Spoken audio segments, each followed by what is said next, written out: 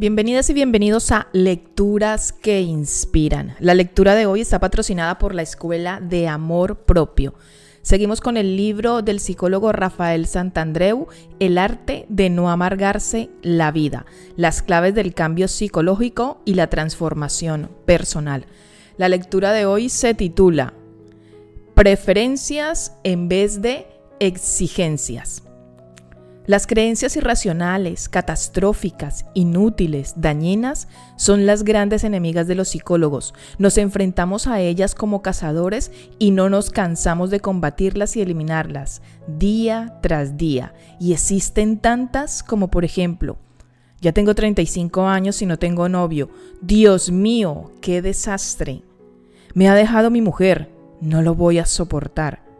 Tengo que demostrar que sé hacer bien mi trabajo. Si me despidiesen, sería horroroso. Este tipo de ideas bien cimentadas en nuestro interior hace que afloren en nosotras emociones exageradas, especialmente las emociones del miedo, porque crean un universo personal lleno de terribles amenazas. ¡Dios, qué miedo! Pero tenemos que aprender que estas amenazas solo existen en nuestra cabeza. La vida es mucho más sencilla, segura y alegre que todo eso. En realidad, existen billones de creencias irracionales, un número infinito, porque estas ideas catastróficas son invenciones y la fantasía no tiene límites. Pero tras muchas décadas de investigación, hemos podido clasificarlas todas en 3 grupos. Estas son las creencias irracionales básicas que sostenemos los seres humanos. Primera, debo hacerlo todo bien o muy bien. Segunda, la gente me debería tratar siempre bien, con justicia y consideración. Tercera, las cosas me deben ser favorables. Decimos que estas ideas son creencias irracionales porque se trata de exigencias infantiles. Debería, tajantes, inflexibles y poco realistas. Se parecen a las rabietas de un niño que patalea porque quiere que su madre le compre unas chuches en el supermercado. Lo quiero, lo quiero, lo quiero. Sin embargo, las creencias racionales correspondientes serían del siguiente estilo. Me gustaría hacerlo todo bien, pero no lo necesito para disfrutar del día.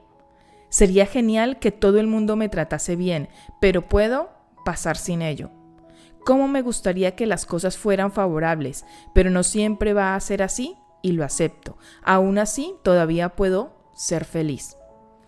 Ahí está la madre del cordero. Una persona madura es aquella que no exige, sino que prefiere. Se da cuenta que la vida y los demás no están ahí para satisfacer fantasías demandadas. Pero lo que es más importante, no necesita nada de eso para ser feliz. Cuando somos vulnerables a nivel emocional, estamos llenas de exigencias. Cuando no se cumplen, nos enfadamos, nos deprimimos o nos llenamos de ansiedad, le echamos la culpa a los demás o al mundo. O lo que es peor, a nosotras mismas.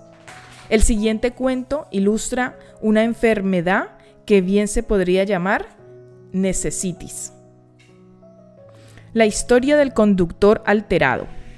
7:45 de la mañana. Era la tercera vez que sonaba el despertador y Eusebio, ahora sí, abrió los ojos dispuesto a levantarse de la cama.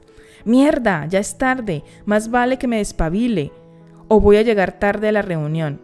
A Eusebio le gustaba dormir y no era raro que se retrasase, pero también podía ser muy rápido arreglándose y desayunando, y eso fue lo que hizo. A las 8:40, a las 8:15 ya estaba dentro del coche camino de las oficinas donde iba a tener lugar la reunión. Tan solo iba a llegar 10 minutos tarde, pero tenía que darse prisa. Sin embargo, a la altura de la Gran Vía, a las 8:30, se encontró con un atasco. 10 minutos después empezó a pensar, hay que fastidiarse, voy a llegar súper tarde otra vez. Todo es culpa de ese maldito alcalde que tenemos, con la de impuestos que pagamos y no es capaz de poner orden en la ciudad. Vaya tráfico de mierda. Si lo tuviese delante, se iba a enterar. Por lo general, Eusebio era un hombre educado, pero en determinadas situaciones podía soltar para sus adentros todo tipo de tacos e insultos. Esa mañana se estaba poniendo realmente nervioso. La tensión arterial le empezó a subir y sintió que la temperatura de su cuerpo ascendía, haciendo que empezase a transpirar ya a esas horas. En un momento dado, el tráfico empezó a circular y Eusebio le dio fuerte al acelerador para colarse por un carril desocupado y avanzar terreno. En ese preciso instante, otro conductor hizo la misma maniobra e invadió el mismo carril. Unos centímetros más y los dos coches hubiesen colisionado. A Eusebio le dio un vuelco el corazón, abrió la ventanilla y gritó: «¡Mira por dónde vas, hombre!». Y el otro conductor, en vez de disculparse, humildemente respondió: «Vete al infierno, calvo del copón», y desapareció acelerando por el carril de la derecha. Eusebio se hacía cruces con lo que acababa de oír. ¿Cómo podía haberle dicho eso? Pero si había sido culpa suya, y pensó: «¡Qué falta de educación! ¿Dónde iremos a parar? El mundo se ha vuelto un sitio horroroso. La gente ya no tiene modales ni le importa nada. ¡Da asco! Me tendría que ir a un país civilizado como Alemania porque los españoles son unas bestias maleducadas. A tipos como ese habría que darles una lección». Pensando en todo eso, a Eusebio le volvió a subir la tensión y todavía no eran las 9 de la mañana. En esos momentos ya estaba sudando a mares y una aguda sensación de malestar en el estómago fue tomando fuerza. A las 9:30 llegó al lugar de la reunión. Llegaba 20 minutos tarde. Nervioso, Eusebio empezó a buscar aparcamiento, pero vaya día, no encontró ningún espacio libre. Después de un cuarto de hora dando vueltas, ya se estaba poniendo de verdadero mal humor. Su diálogo interno era algo así: «Odio esta ciudad con todos los impuestos que pago y no hay un condenado lugar para aparcar ni un puñetero parking. Si tuviese delante al alcalde le haría tantos sopapos que no lo reconocería ni su madre. Inútil, desgraciado». Para entonces, el escozor en el estómago era intenso y empezaba a sumarse un insidioso dolor de cabeza. Casi podía escuchar su propio corazón. Su ira estaba descontrolada, pero por fin vio un espacio en un chaflán. Era un aparcamiento de tiempo limitado, pero Eusebio decidió dejar el coche allí. Total, la reunión duraría poco tiempo y ya estaba harto de buscar. Así que aparcó rápidamente y entró corriendo en el edificio donde le esperaban para la reunión. Aquel encuentro de trabajo era cosa fácil, pero el jefe llegó con una nueva orden del día y la cosa se alargó. Se quedaron todos a comer y a nuestro hombre le sentó fatal la comida. Siempre que se estresaba se le revolvía el estómago. Pensó para sus adentros: «Menudo capullo tengo por jefe. Cambia los temas de la reunión cuando le da la gana y por su culpa tengo que comerme esta fritanga». Por la tarde, exhausto, Eusebio se despidió de sus colegas y se dispuso a volver a casa y darse un merecido descanso. Había sido un día muy duro, pero en un ratito estaría en su sofá con una copa de vino en la mano. Lo que no sabía nuestro protagonista es que al ir a buscar el coche se encontraría en su lugar una pegatina triangular en el suelo. Se lo había llevado la grúa. Una losa de mármol cayó sobre su cabeza. Despotricando salvajemente cogió un taxi y se dirigió al depósito de coches. Cuando llegó al lugar tenía ganas de llorar. Finalmente recuperó el coche y volvió a casa. Su mujer le esperaba con la cena. «Cariño, ¿pero cómo llegas tan tarde?», le preguntó. «No sabes qué día he tenido, ha sido horroroso», dijo él y empezó a explicar todo lo sucedido. Al acabar, ella señaló: «Bueno, Eusebio, es la tercera vez este mes que se te lleva el coche la grúa. Pon más cuidado, hombre». Por la noche, nuestro hombre se metió en la cama y apagó la luz de la mesita de noche para terminar con aquel día de perros. 2 horas más tarde volvió a encenderla. No podía dormir, su mente no paraba de darle vueltas al siguiente pensamiento. «Mi mujer tiene razón, la culpa de todo es solo mía, soy un desastre. ¿Cuándo aprenderé?». Su último pensamiento antes de conciliar finalmente el sueño fue: qué difícil es la vida, por Dios. Las exigencias sobre uno mismo, sobre los demás y sobre el mundo están en la base de la vulnerabilidad emocional. Son la verdadera piedra fundacional del neuroticismo. Nuestro conductor alterado exigía que no existan los atascos de tráfico, la gente sea siempre amable y educada, siempre haya sitio para aparcar, su jefe se preocupe más de él que de la empresa. No existan las grúas, los alcaldes lo hagan todo bien, él mismo nunca comete fallos. Como el mundo no cumplía con sus expectativas, se decía a sí mismo: no lo puedo soportar. Eres un iluso deluso. Existe una expresión en el idioma italiano que define muy bien este fenómeno. Cuando uno es demasiado exigente con la realidad, le llaman iluso deluso, un iluso desilusionado. El neurótico imagina que la realidad debería ser de una forma determinada, sin tráfico, sin impuestos, sin dificultades para aparcar, etc. Y se enfurece o entristece cuando no es así. En ese sentido es muy poco realista, se comporta como un niño egocéntrico, parece que dice: el universo debería girar en la dirección que yo dicto.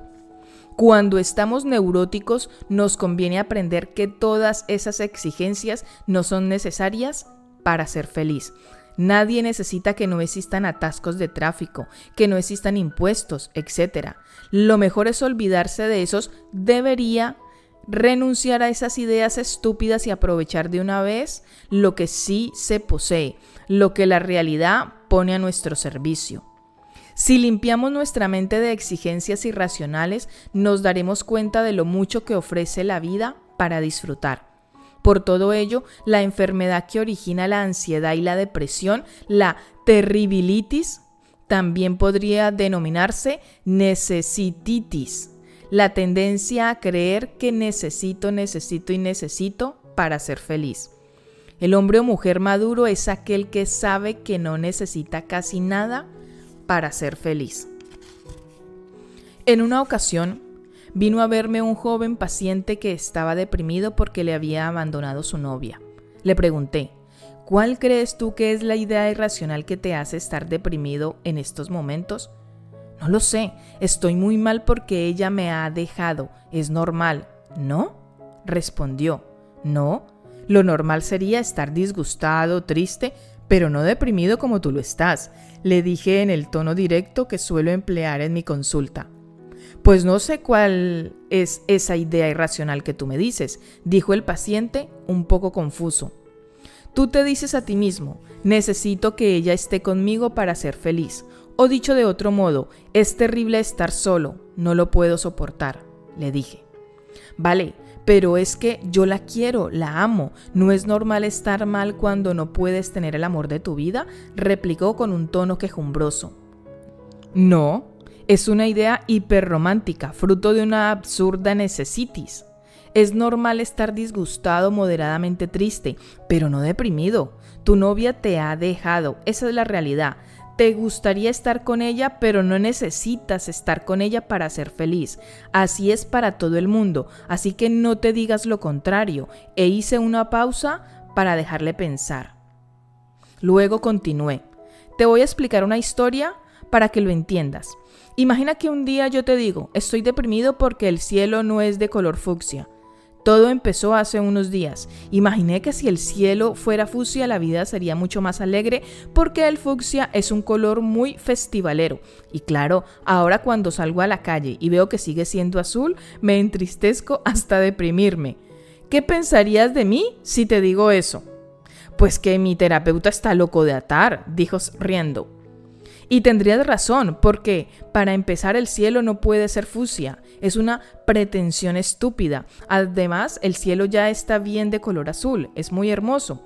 Millones de personas viven suficientemente bien con el cielo de color azul, y esto me indica que el fucsia no es una necesidad. ¿Lo ves? ¿A ti te ha pasado lo mismo? Piensas que es absolutamente necesario que tu exnovia esté contigo para ser feliz. Y la realidad no es así, ni tampoco necesitas que sea así, le dije. ¿Se trata solo de una idea que me he metido en la mente?, preguntó. Exacto, simplemente abandona esa idea, es estúpida, la vida te depara miles de posibilidades positivas si abres tu mente a ello. La delgada línea entre el deseo y la necesidad. En la mente de las personas maduras hay una especie de línea imaginaria que distingue claramente entre deseo y necesidad. Desgraciadamente, muchos confundimos con frecuencia ambos conceptos. Un deseo es algo que me gustaría haber cumplido, pero que no necesito. En cambio, una necesidad es algo sin lo cual realmente no puedo funcionar.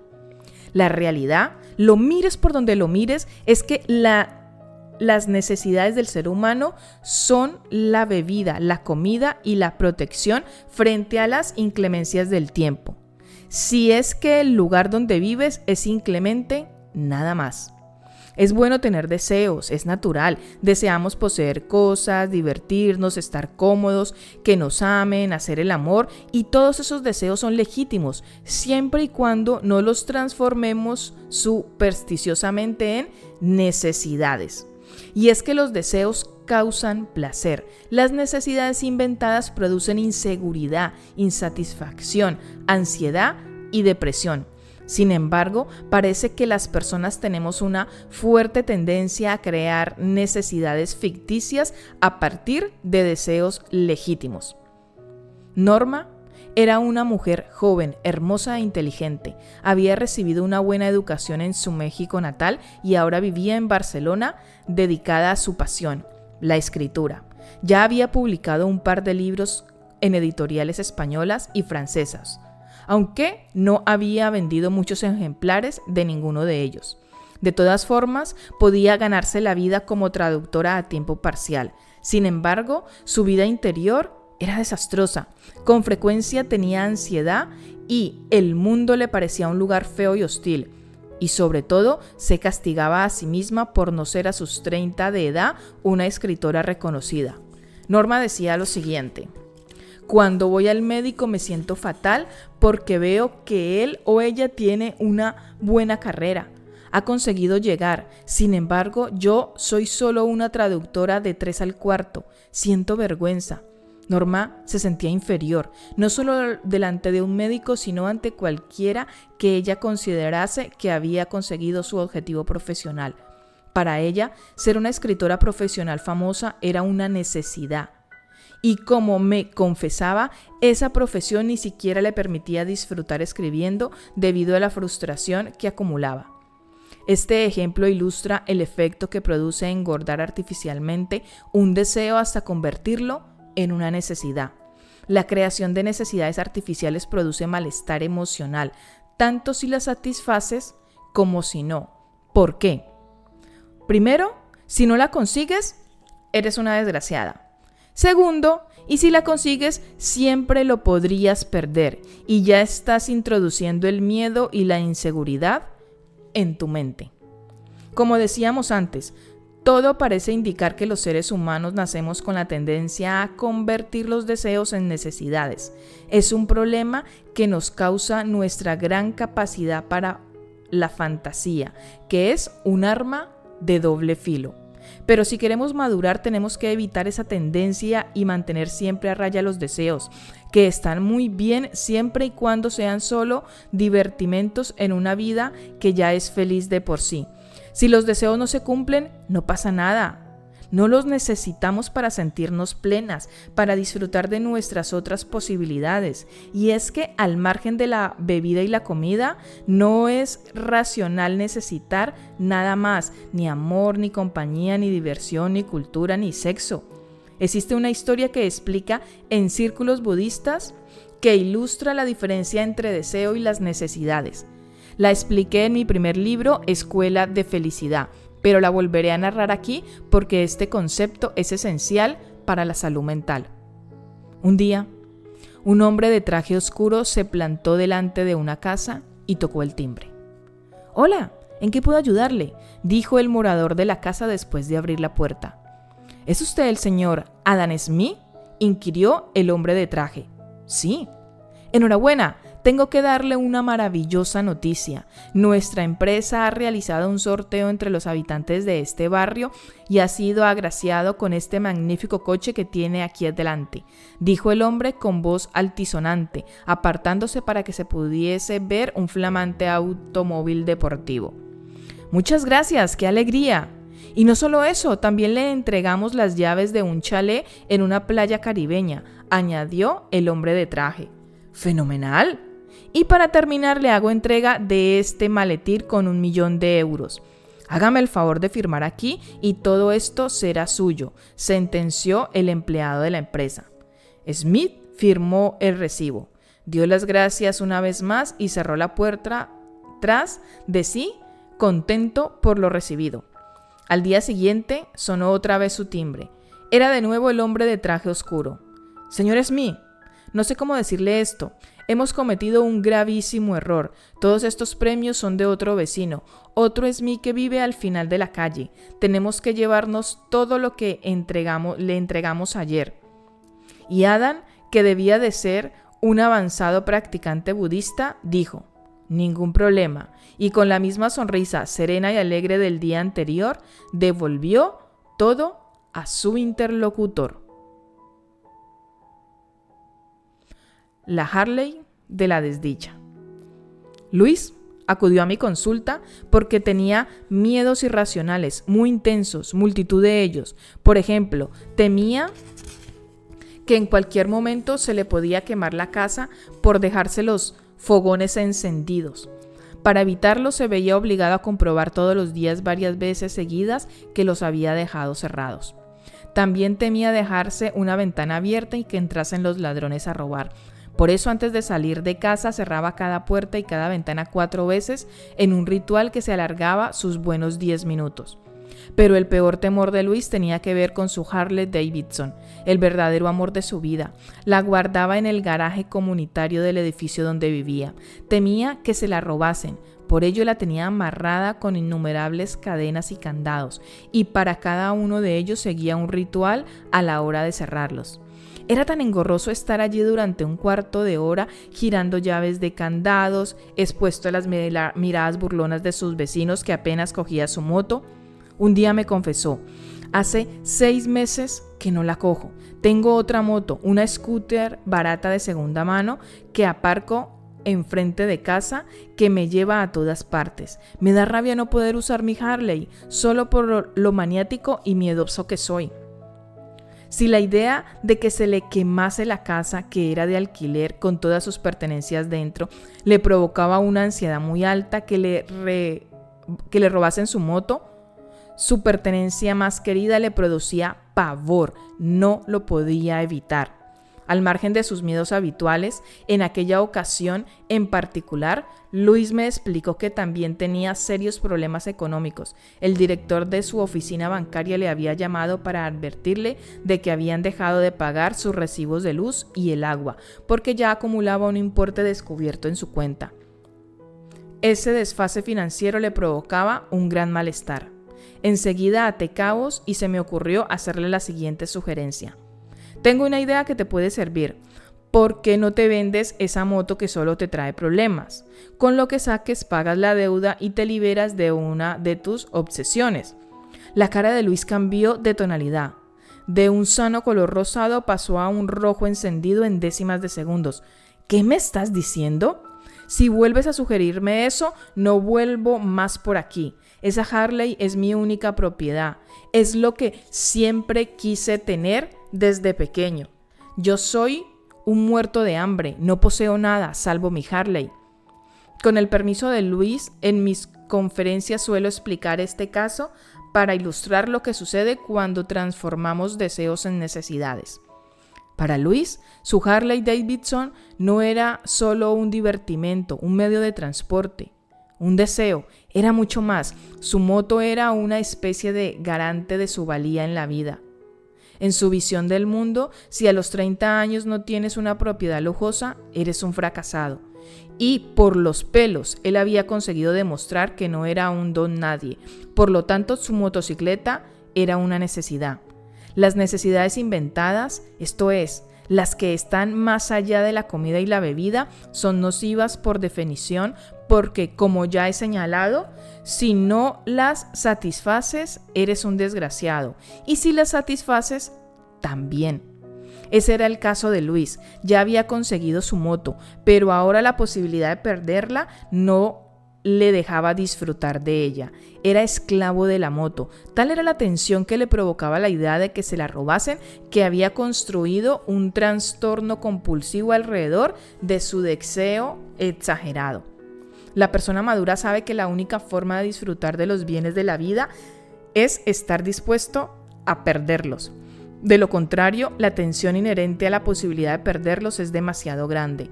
Solo podemos disfrutar de lo que podemos prescindir. Por otro lado, tener necesidades inventadas conlleva otro problema adicional y es la generación automática de insatisfacción. Cuando tenemos una necesidad de este tipo, como poseer una casa, acumulamos mucha expectación. Creemos que cuando la poseamos seremos felices. Imaginamos un futuro alegre, satisfecho, pleno, y solemos decepcionarnos porque el cumplimiento de ese deseo exagerado no produce tanta satisfacción. Como un niño que después de media hora deja abandonados los regalos que le han hecho sus padres. Así nos comportamos los adultos cuando tenemos expectativas demasiado altas acerca de nuestros deseos. Efectivamente, al margen de sus obsesiones, la vida de Luis estaba bastante vacía, desinflada. No se sentía nada pleno, aunque tuviese su Harley Davidson consigo. Cuando tenemos deseos, fetiches, como veremos más adelante, perdemos la capacidad de disfrutar de la vida. Dejemos sentado por ahora que uno de los puntos importantes que nos enseña la psicología cognitiva es que la felicidad implica disfrutar de los deseos sin apegarse a ellos, sabiendo que son meras formas de divertirse, pero en ningún caso necesidades reales. En este capítulo hemos aprendido que 1. Existen millones de creencias irracionales, pero que se pueden agrupar en yo debo, tú debes, el mundo debe. 2. Las creencias irracionales surgen de exigencias fantasiosas. 3. Necesitamos muy poco para estar bien. 4. Cada necesidad inventada es una fuente de debilidad. Y aquí terminamos la lectura de hoy. Si esta lectura te ha gustado, te ha inspirado, te invito a que la compartas con otras personas. Te invito a que le des cariñito a esta audiolectura del día de hoy. Y si quieres apoyar este proyecto, en la descripción tienes un enlace, ya sea para unirte al club de lectura o para apoyar todo lo que realizo en la Escuela de Amor Propio. Que tengas un feliz instante presente y nos sentimos en la próxima lectura.